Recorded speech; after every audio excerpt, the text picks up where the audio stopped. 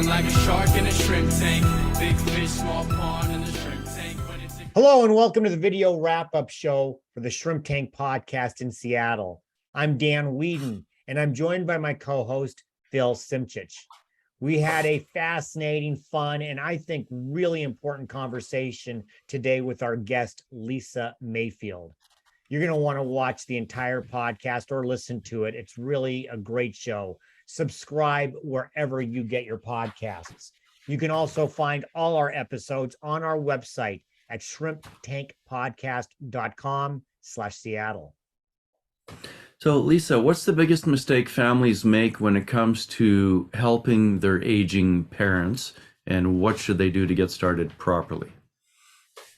Great question, Phil. I think part of it is jumping into decisions for their parent really quickly without understanding what all the options are and what the pros and cons might be and the implications and the costs. It's really important that they're creating sustainable financially sustainable plans for their parents. So if they're immediately moving them into the assisted living next door and it costs a significant amount of money, but their parent can only pay for it for 3 months, 6 months, a year, that's not a good plan. So being able to really understand all the options and to think about what's needed down the road so they can work back their plans, I think is really important. Well, speaking about working back the plan, Lisa, my parents, I dealt with their assisted living and memory care about a decade ago, and it caused me to look at my own, not mortality, but my own aging. And I became very strategic moving forward.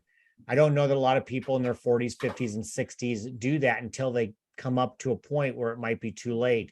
Can you talk about people who are in those age groups and how they can strategically plan to make not only their life, but their children's lives easier moving forward?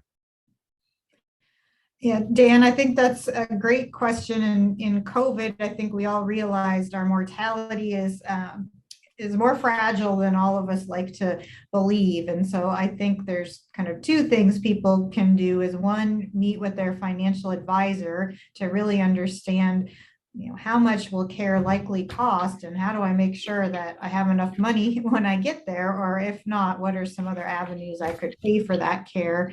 And then meeting with their attorney to do estate planning documents, particularly naming their power of attorney, who they want to make decisions for them for health or finances, as well as their advanced directives or living will. They're the same document. What do you want at end of life? Do you want lots of care, little care? Really thinking that through, putting it into documents, and most importantly, letting those around you, your partner, your spouse, your children, know what you want and what role you might be throwing them into. So, Lisa, thank you so much for being a guest here on the Shrimp Tank. For our listeners that want to get in touch with you and learn more about your company and your valuable services to help them with their own aging or their aging family members, how can they get more information?